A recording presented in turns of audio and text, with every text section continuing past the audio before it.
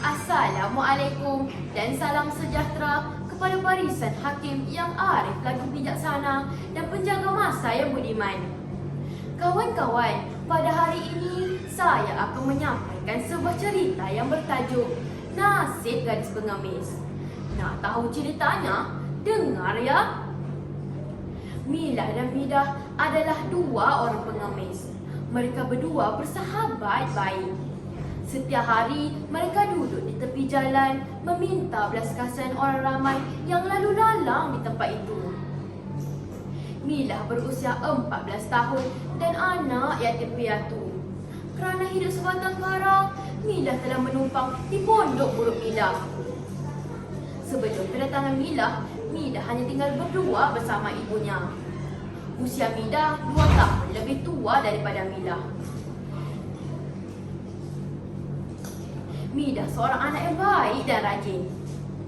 Pada suatu hari, Milah dan Midah duduk mengemis di perhentian bas. Kemudian datang seorang lelaki separuh umur menegur mereka berdua. Lelaki itu bernama Pak Hamid.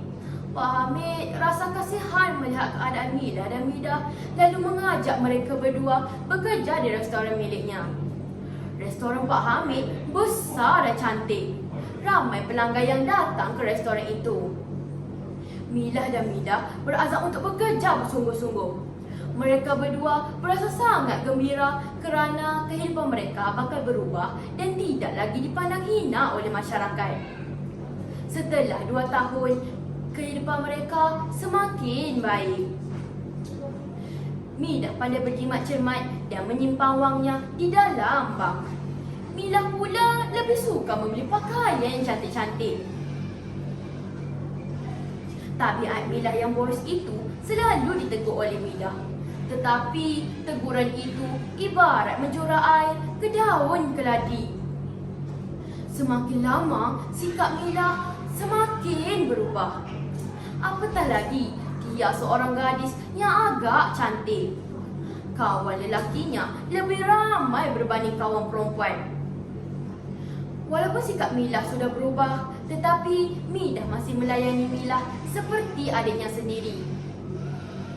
Dia menjaga Milah daripada diganggu oleh lelaki yang jahat dan sentiasa menasihati Milah jika dia membuat kesilapan. Sebaliknya, Milah merasakan Midah cuba mengukur kebebasannya. Ketika sedang bekerja, Milah berjumpa dengan seorang pelanggan tetap restoran itu. Lelaki itu sangat baik dan tampan. Dia telah jatuh hati dengan Midah dan berhasrat untuk memperisterikan Midah. Hasrat hati lelaki itu telah diketahui oleh Milah.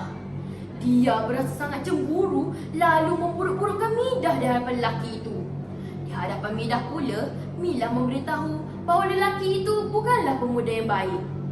Milah berpesan supaya Midah menjauhi lelaki itu. Akhirnya, lelaki itu melupakan hasratnya untuk memperisterikan Midah.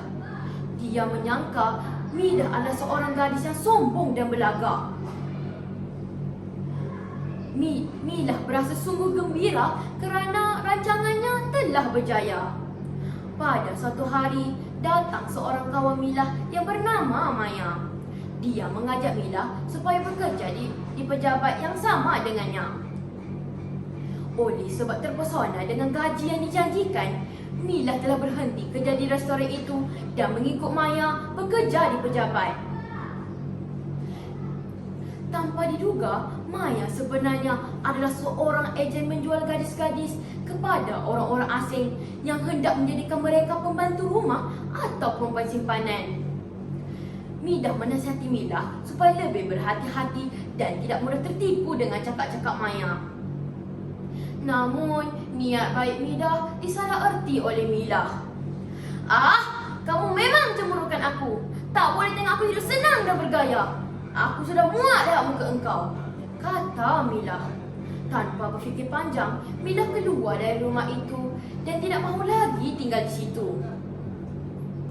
Beberapa minggu kemudian, Maya mengajak Milah melancong ke luar negara.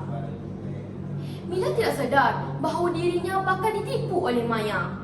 Maya berhasrat untuk menjual Milah ke kepada seorang lelaki untuk dijadikan pembantu rumah di Arab Saudi. Milah tidak tahu membaca dan menulis, jadi lebih senanglah bagi Maya untuk memasang jeratnya. Sebelum berlepas keluar negara, Milah datang ke rumah Midah untuk mengambil barang-barangnya yang masih ada di situ. Milah turut membawa Maya bersama-samanya. Sewaktu mahu beredar, Milah terserempak dengan Midah yang baru pulang dari kerja. Kebetulan pada waktu itu, lelaki yang cuba memikat Midah dulu turut ada bersamanya. Lelaki itu mengenali Maya. Dia memberitahu Midah bahawa Maya adalah seorang penipu dan menjadi buruan polis. Maya cuba melarikan diri tetapi berjaya dihalang oleh Midah. Akhirnya Maya telah diberkas oleh pihak polis. Milah pula berasa sangat malu dan sedih. Sejak dari hari itu, sikap Milah mula berubah. Dia sedar bahawa Midah adalah sahabat sejati yang suka dicari ganti. Akhirnya Milah bertekad untuk kembali mencari Midah dan ibunya.